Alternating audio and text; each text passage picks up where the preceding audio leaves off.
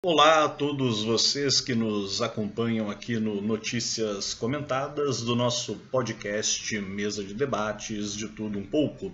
André Bom Tempo, como sempre, aqui cuidando dos afazeres e, evidentemente, fuçando, peneirando, olhando aquilo que foi mais interessante, mais polêmico, mais incisivo aí, que possa realmente valer a pena nós estarmos tratando aqui no nosso noticiário semanal.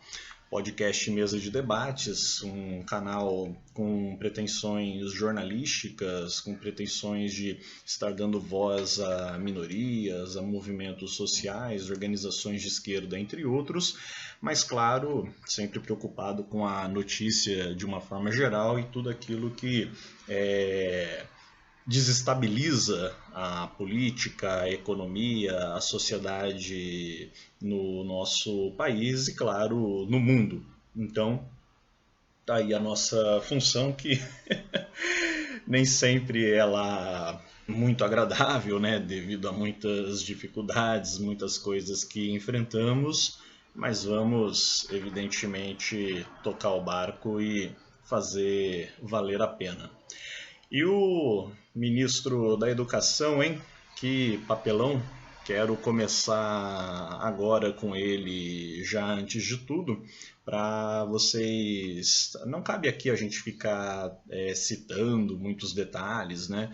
A gente já parte do princípio que o ouvinte, o telespectador que está aqui nos acompanhando, já sabe do que estamos falando, já tem aí, né? Aqui não é o Jornal Nacional, então vocês já têm aí por alto uma boa noção daquilo que nós estamos trabalhando no nosso programa de hoje, nos nossos programas semanais.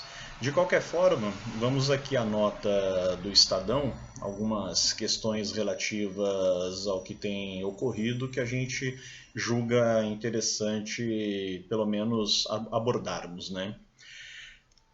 Campanha de Bolsonaro e evangélicos pressionam por saída de ministro da Educação. O nome mais cotado para assumir o ministério é o atual presidente do Fundo Nacional de Desenvolvimento da Educação, o FNDE, Marcelo Lopes, uma indicação pessoal do ministro da Casa Civil, Ciro Nogueira. A fritura do ministro da Educação, Milton Ribeiro, cresceu nas últimas horas nos bastidores do Palácio do Planalto. Integrantes do Centrão, da bancada evangélica e da coordenação da campanha de Jair Bolsonaro do PL elevaram o tom e pedem a cabeça do ministro. Então, Milton Ribeiro está aí numa situação delicada realmente, afinal de contas, vamos para a segunda nota que nos acompanha, dessa vez da CNN Brasil. Às vezes a gente acaba esquecendo aqui de citar, mas é sempre importante, eu particularmente gosto de me referir, de falar aqui qual é a fonte que a gente está se baseando. Independente de ser da imprensa liberal, de algum jornal de esquerda, de alguma mídia alternativa, ou né, até mesmo de uma Jovem Pan da Vida ou qualquer outro jornal, qualquer outra rádio, qualquer outro podcast que a gente pode, claro, com pesquisa, com devido fundamento, estarmos aqui nos referindo. Voltando então para a nota da CNN, Carmen Lúcia determina abertura de inquérito contra Milton Ribeiro. A ministra do STF, Carmen Lúcia, determinou a abertura de inquérito contra o ministro da Educação, Milton Ribeiro, após denúncia de suposto favorecimento a pastores no MEC. A decisão atende a um pedido feito pela Procuradoria-Geral da República na quarta-feira. A ministra aceitou o pedido feito pela PGR para que sejam ouvidos Ribeiro, os dois pastores suspeitos, no caso Gilmar Santos e Arilton Moura, além de prefeitos que relataram supostos pedidos de propina e irregularidades envolvendo o MEC. O inquérito terá prazo de 30 dias improrrogáveis, segundo a decisão da ministra. O motivo é o áudio revelado pelo jornal Folha de São Paulo, no qual o ministro diz privilegiar 2 pastores evangélicos na distribuição de verbas do MEC. Em sua decisão, a ministra afirma que a gravidade do quadro descrito e inconteste e não poderia deixar de ser objeto de investigação imediata, aprofundada e elucidativa sobre os fatos e suas consequências, incluídas as penais. Tá, então, pelo menos uma base do que é importante vocês saberem com relação à notícia e trazendo questões mais atualizadas para não perdermos alguma coisa aí no ponto, evidentemente. Agora, aqui pensando, vão choramingar aqui na nossa orelha que mas todos os outros governos tinham corrupção, mas todos os outros governos tinham isso, tinha aquilo. Eu não estou aqui para entrar no mérito do que tinha no outro governo, do que tinha no governo anterior, do que tinha em 1980, do que tinha em 2005, do que tinha... A questão é que a gente está vivendo agora em 2022, um ano eleitoral, véspera de eleição, e querendo ou não, minha gente, a gente está analisando aqui o atual governo, seja ele de direita, extrema-direita, esquerda, de cima, de baixo, e evidentemente os problemas, os escândalos e até mesmo, né, quando muito, os prováveis e eventuais acertos que este possa estar devidamente fazendo, cometendo também. Então, aqui, antes de tudo, a gente busca priorizar a verdade, né? Evidentemente. Não se trata apenas de uma questão de torcida organizada, como alguns podem querer vir aqui nos criticar. Mas voltando à questão do Milton Ribeiro, o atual ministro da Educação, ele que também é um pastor e cumprindo as suas funções de ministro de Estado, favorecendo 2 outros pastores, né, 2 outros colegas de sacerdócio, mas que não tem nenhuma referência, não tem nenhum trabalho, não tem nenhum cargo oficial no governo e são pessoas que, como a própria denúncia está aí apontando, e eu não estou julgando ninguém aqui, isso não cabe a mim, mas como a própria Folha de São Paulo e demais jornais foram atrás para apurar, estamos vendo aí nada mais nada menos do que um claro tráfico de influência, e digo mais, tem se batido muito no ministro da Educação e deve se bater, deve se investigar, deve se entender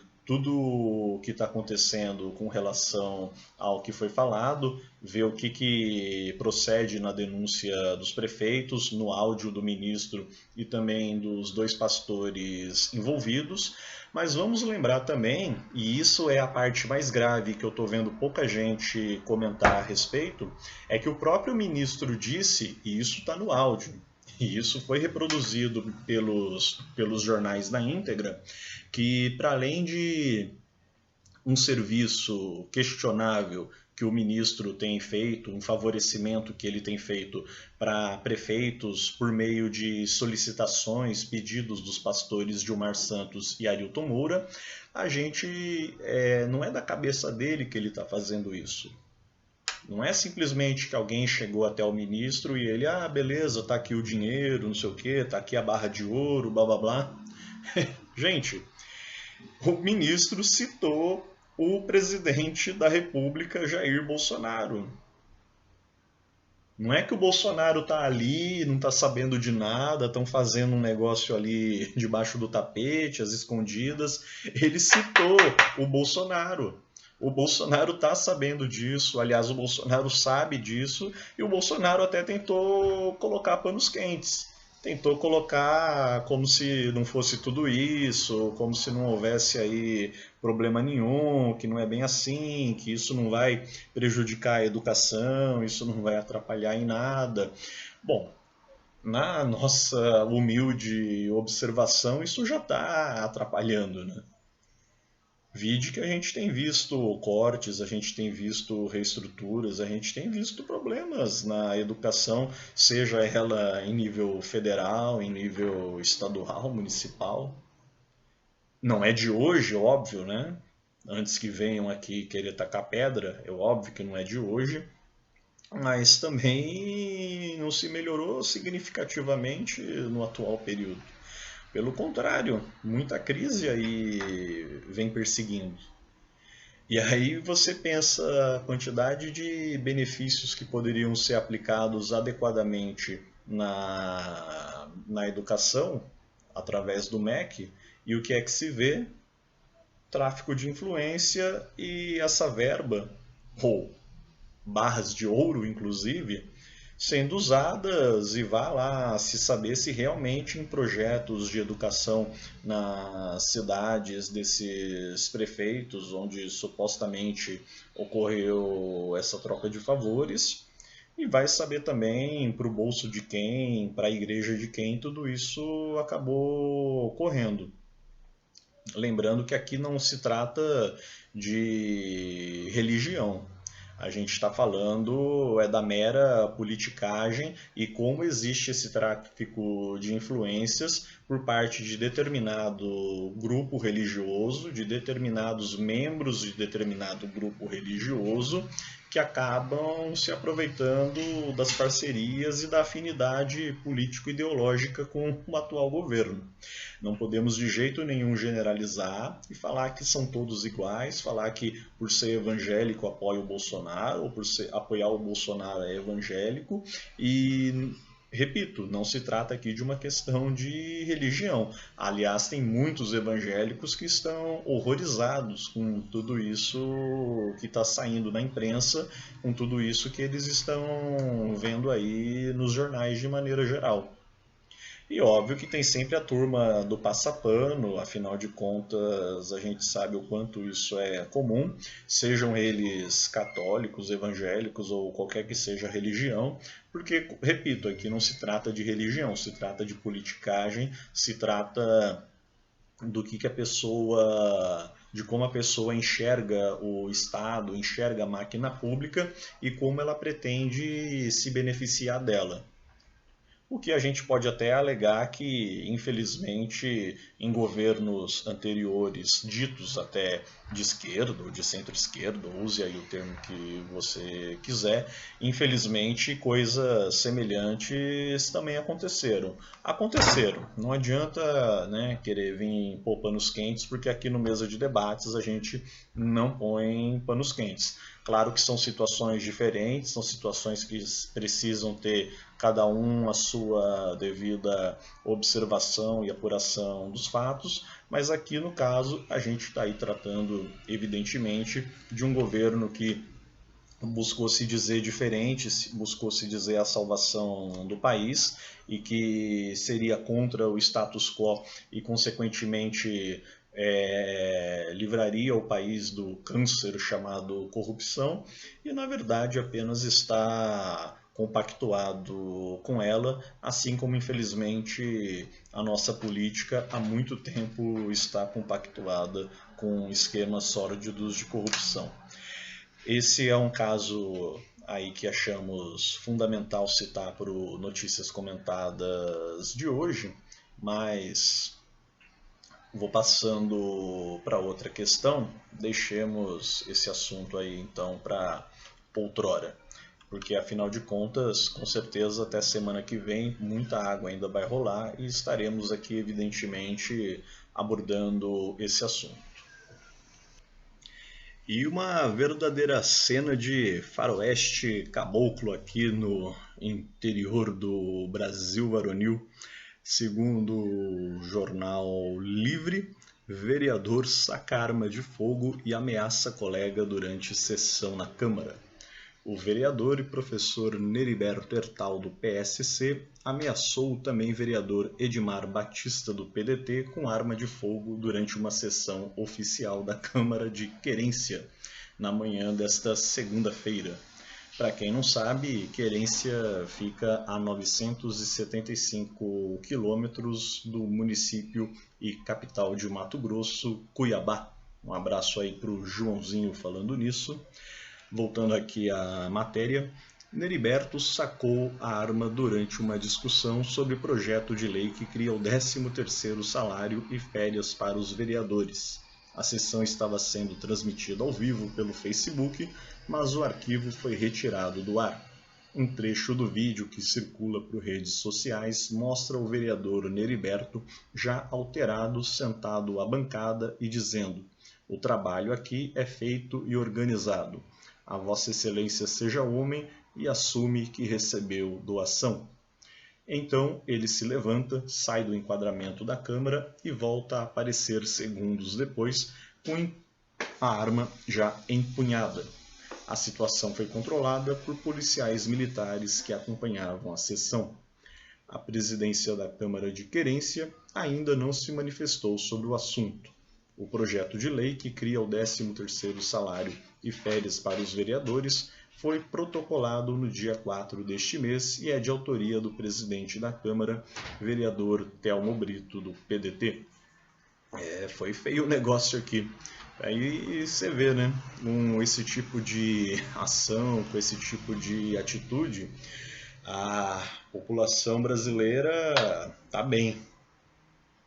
Vê o cara com arma de fogo, com porte aí de arma de fogo, isso já mostra aí a princípio, faz sempre eu me questionar com relação àquela história do cidadão de bem, do cidadão que precisa defender a sua segurança, a sua autonomia, a sua propriedade privada e, portanto, deve ter aí porte disso aqui, né? Aí me acontece um negócio desses. Bom, depois a gente fala, todo mundo critica, né? Pelo menos não houve uma desgraça maior, não houve aí um problema maior, mas evidentemente soa um tanto quanto uma periculosidade, faz a gente pensar, independente de ser numa cidade de Mato Grosso, do interior do Brasil, ou mesmo aqui no Vale do Paraíba, ou onde quer que você esteja nos ouvindo e acompanhando aqui no jornal, um tanto quanto complicado de se pensar. Afinal de contas, quem são essas pessoas que, direto ou indiretamente, elegemos para nos representar nos espaços públicos? Um tanto quanto delicado, né? Falando em questões regionais, aqui pegar duas notas, aliás, primeiramente mandar um abraço, evidentemente, para o Sindicerv, Sindicato dos Servidores Municipais de São José dos Campos, e aqui não se trata de ficar defendendo o sindicato por defender ou apenas porque a postura, a posição do jornal tende a nos levar até essa aproximação com determinados sindicatos ou sindicatos de maneira geral.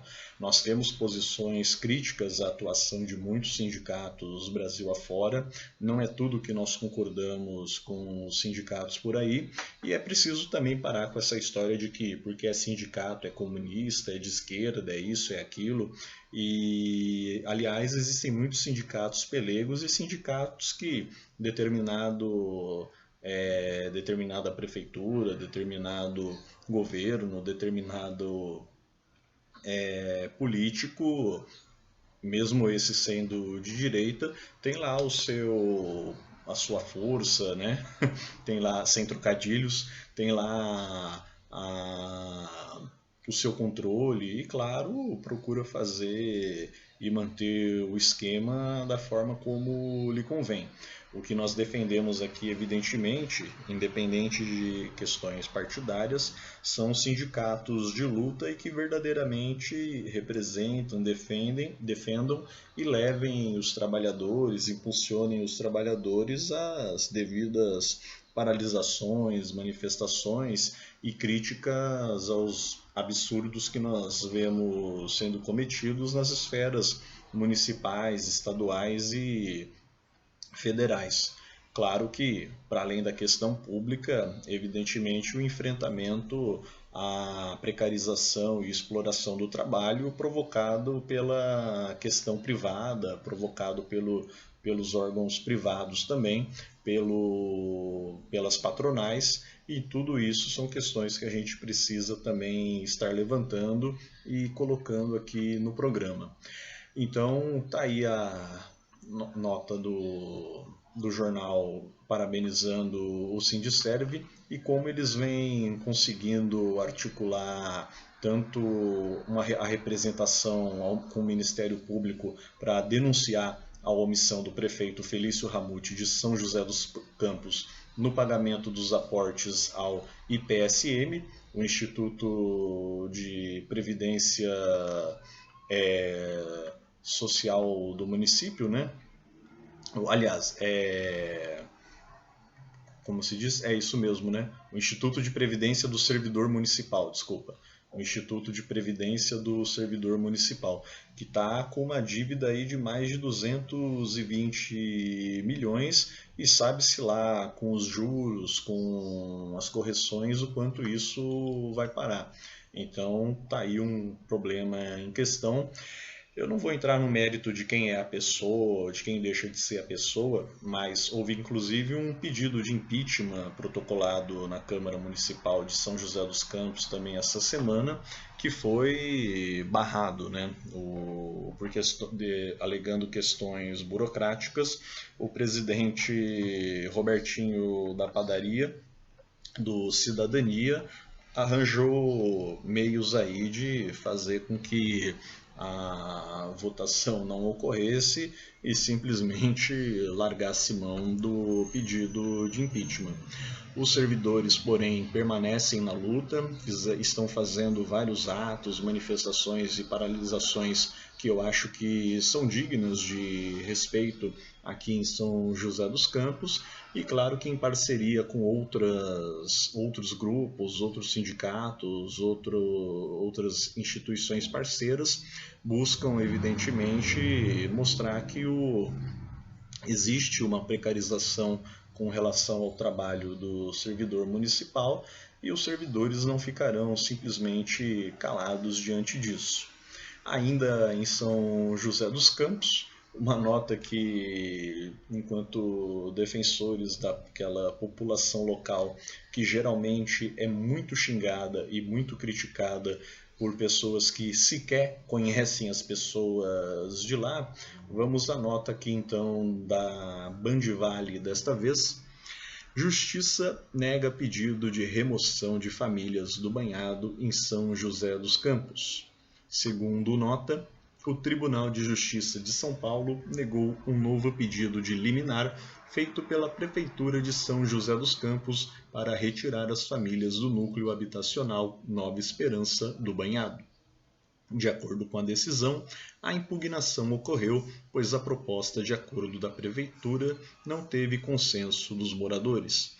A Justiça determina ainda que o Departamento de Águas e Energia Elétrica seja notificado e apresente estudo hidrológico para identificar o risco de inundação dos núcleos habitacionais do Jardim Nova Esperança. A decisão foi assinada pela juíza da 2ª Vara da Fazenda Pública de São José dos Campos, doutora Laís Helena de Carvalho Camila, na última segunda-feira, 21. Ora, gente, aí já está uma questão que vem sendo um tanto quanto repetitiva, né? Sabemos muito bem disso, mas que parte de um princípio lógico aqui, que a prefeitura não vai desistir. Aliás, eu diria que é quase que uma questão de honra, né? Entre aspas, para o prefeito Felício Ramute, de retirar a população do banhado daquela região, e sabe-se lá o que se destinará depois, o que isso vai acontecer depois. Eu vou fazer um paralelo aqui. Claro que é difícil estabelecer a comparação por várias questões, mas se tem uma coisa que eu tenho de uma forma geral é pé atrás.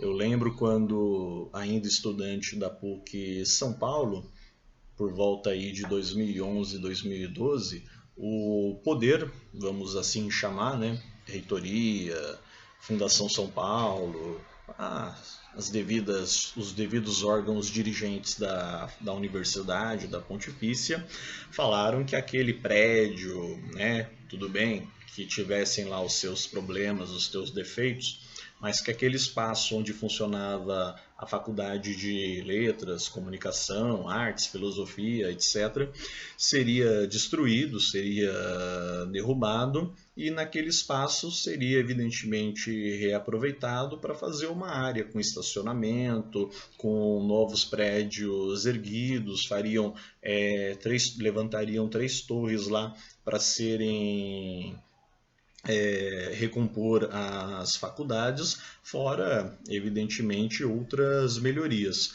Acontece que isso era uma promessa lá de 2011, 2012 e até hoje estamos aí já 10 anos de tudo que foi dito e nós não temos simplesmente nada naquele lugar a não ser estacionamento e os prédios cercados, barrados lá com os tapumes e simplesmente abandonados. Alegação: não temos dinheiro, não deu para fazer, a crise, isso, aquilo. Mas não era esse o discurso quando da retirada, quando da remoção de todo o aparato, de toda a equipe, lá nos idos de 2011 e 2012. Então são coisas que a gente precisa, no mínimo, questionar e justamente por essas e outras, e eu não estou dizendo que o prefeito está mentindo ou que ele vai mentir, até porque eu não tenho bola de cristal, mas é o tipo da coisa que a gente sempre se remete àquela famosa: eu já vi essa história, eu sei como esse negócio funciona, o que acaba tornando muito complicado da gente apoiar, ainda mais com esse tipo de argumento, com os argumentos apresentados pela prefeitura, qualquer ação nesse sentido contra a população do Jardim Nova Esperança, do famoso banhado de São José dos Campos. E no nosso bloco Pega na Mentira, eu particularmente gostei desse nome aí, inclusive foi dado pelo Guilherme, né? Eu fiquei de fazer uma arte aí para ele, mas com a correria aí da semana, rapaz, ainda não foi devidamente possível. Mas eu queria tratar aqui no Pega na Mentira, como eu ainda não tenho propriamente uma fake news assim que a gente poderia estar tratando aqui, principalmente com o que se refere à questão das eleições, mas algo que eu posso falar no genérico e que eu já tenho visto aí desde o ano passado, e com certeza essa porcaria vai se estender até as eleições propriamente, isso se não for passar, né? Porque vão querer argumentar isso e aquilo e mais isso e não sei o quê. Vamos lá, minha gente. Você não é obrigado a concordar, você não é obrigado a gostar, você não é obrigado a até mesmo partir do princípio de que aquilo é verdade. Você não é obrigado. Você não precisa gostar das pesquisas eleitorais, você não precisa gostar dos institutos de pesquisa, você não precisa gostar do Datafolha, do Ibope, do Vox Populi, entre tantos outros aí que a gente ouve falar, inclusive alguns que eu mesmo concordo, né, que soam até mesmo estranhos, mas enfim, não estou aqui agora no momento para questionar esse ou aquele instituto. Agora, grosso modo, falando, grosso modo falando, os institutos, os centros, todos esses órgãos de pesquisa, eles no mínimo, e é claro que eles não estão acima do bem e do mal, não estou dizendo isso, mas eles no mínimo têm e eles se utilizam de procedimentos técnicos, de procedimentos científicos e, claro, com pessoas, e eu posso até dizer por conhecer alguns, que independente de questões partidárias, independente daquilo que defendem ou deixam de defender, buscam fazer um trabalho profissional e buscam fazer de uma forma que realmente se aproxime da verdade, se aproxime daquilo que realmente deve estar dizendo e deve apontar um panorama do que a gente vê na sociedade, em especial com relação às pesquisas eleitorais. Por isso que muitas pesquisas, e aliás eu até sugiro que vocês vão atrás de materiais relacionados, e eu até vou tentar ir atrás, vou até propor para o Guilherme também para a gente ir atrás, de pessoas que trabalham com isso, de pessoas que mexem com isso, que conhecem mais a fundo o tema, para poder a gente falar e explicar melhor para todos vocês, inclusive para a gente. Quais são os métodos, né? A metodologia, a pesquisa, o fundamento, como que protocola isso, quais são as perguntas, como se questiona, o que eles baseiam, qual o princípio eles partem. Então tem tudo isso para se montar uma pesquisa, e vocês que em algum momento já devem ter estudado estatística, já devem ter passado pela faculdade, já devem em algum momento ter trabalhado direto ou indiretamente com tudo isso, sabem mais ou menos aí com relação ao que eu estou falando. Agora, repito, você não é obrigado a gostar das pesquisas, a concordar com elas, mas, pelo amor de Deus, o que tem se colocado nos Facebooks da vida, nos WhatsApps da vida, esses verdadeiros esgotos de fake news que nós temos visto por aí, gente, pesquisa de Facebook, pesquisa de WhatsApp não é pesquisa eleitoral fidedigna, não é pesquisa científica, se é que vocês preferem mais esse termo. Você simplesmente tem um Facebook, vamos supor o meu tio, o W, não vou aqui citar nomes, mas eu tenho um tio chamado W e o meu tio W é bolsonarista ferrenho, consequentemente ele tende a no Facebook dele ter uma maioria de apoiadores do Bolsonaro, vamos supor que ele tenha lá 100 amigos. Ele deve ter lá algo de 70% de bolsonaristas ou pessoas que provavelmente tendem a votar no Bolsonaro no Facebook dele, uns 20, 15 talvez que vão de Lula ou quem quer que seja, ou talvez Sérgio Moro, outros candidatos, e aqueles que estão nem aí para nada, que não querem saber de política, ou não querem saber de eleição e por aí vai.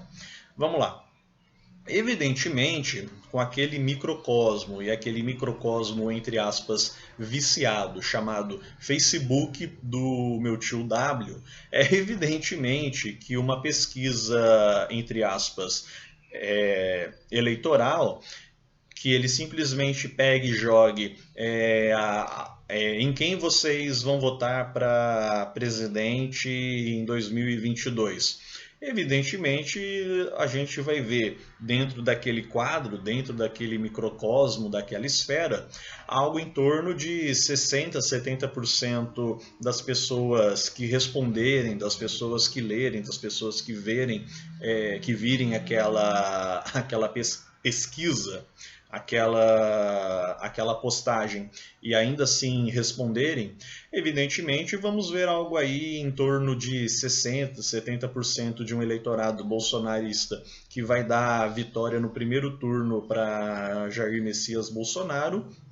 A mesma coisa vai valer se fosse qualquer outra situação semelhante, e teremos aí algo em torno de 20, talvez 15 para o Moro ou para o Lula, para quem quer que seja, das outras opiniões aí de candidatos que apareçam.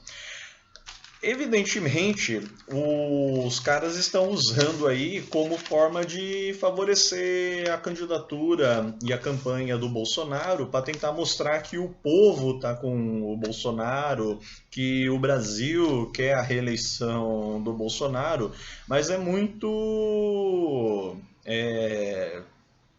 delicado, para não falar outra coisa, esse tipo de pesquisa. Você não está trabalhando com uma metodologia, você não está trabalhando com uma técnica científica mais elaborada e menos viciada. Essa é uma palavra recorrente para a gente se tratar de metodologia, né? Para a gente se tratar de questões matemáticas relacionadas a isso. E evidentemente nós teremos, claro, se você entrar, por exemplo, na página de um cara só um exemplo, do PSTU, que a cada 10 pessoas, 8 são correligionários dele do PSTU, e ele perguntar lá no Facebook dele em quem vocês vão votar para presidente, se a gente fosse basear naquilo como a realidade, como um panorama do que representaria teoricamente a sociedade, a Vera Lúcia, pré-candidata a presidente do PSTU, seria eleita com 80% dos votos no primeiro turno. Mas não é essa a realidade. As pesquisas, entre aspas, sérias, as pesquisas que buscam uma metodologia mais fidedigna, mais séria, né, gostemos ou não, a candidata aí citada sequer aparece com 1% das intenções de votos. E poderíamos citar tantos outros candidatos. Claro que é um exemplo aqui para esclarecer melhor uma situação para todos vocês.